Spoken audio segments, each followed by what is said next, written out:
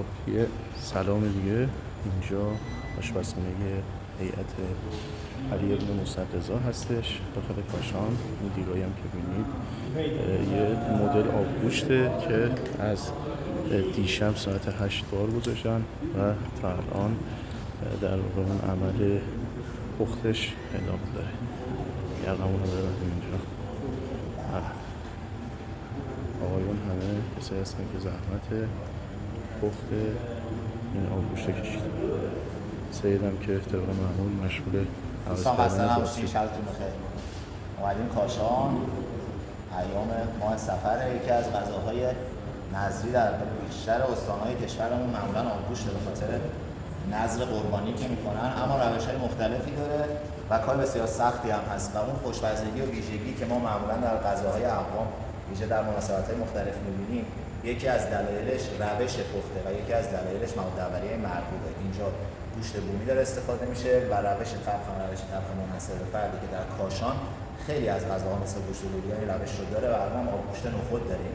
می‌خوایم بخش آموزشیش رو ضبط بکنیم. دوستان هم که اینجا هستن دارید می‌بینید همگی از ساعت 8 دیشب پای کار بودن تا امشب ساعت 8 غذا سرو بشه و برسه دست عزاداران اعضا تبرک. قبول بشه ان شاءالله. در واقع شروع به طبخش کردن، حدوداً 2-3 ساعت که جوش اومده، بعد دیگه 20 ساعت دم بوده که الان آماده شده. یا آقایونی هم که ملازم فرمایید نام دستن در کارهای طبخ این غذا هستن، کمک کردن انشالله آماده بشن. کوبیده نشان برای خودش داستانیه که انشالله ملازم فرمایید فیلمشو بگیرید برای تماشاگران نشون بده. اینجا آب در واقع اون حالت آبگوشتی رو که درست کرده بودن اون آبش رو از دنبه، گوشت و اون نخود جدا میکنن و دنبه و دنبهش رو جدا میکوبن با اون وسیله‌ای که دستشونه بهش میگن تخماق.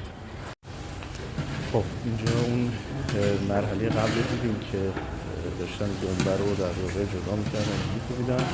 اینجا هم که آب رو از گوشت و لوبیا جدا میکنن.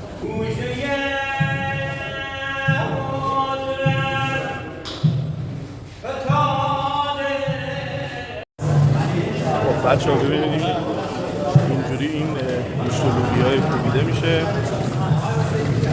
و اینجا هم آقا بفرمایید.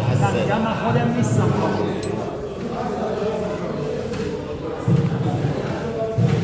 خیلی خوشمزه. ببین عمرک چنده آقای حسینی؟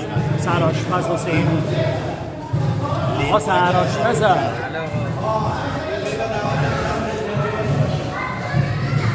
آقا بینه عالی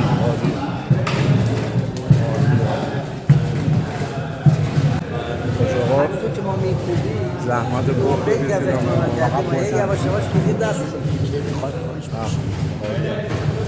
دیگه ما هم هنر رو میشزی نیست.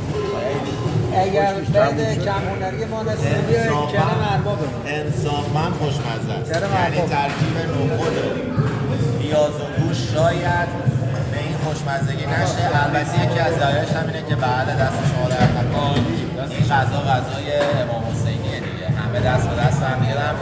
بخش مزه و نمکش نمک کربوهیدرات.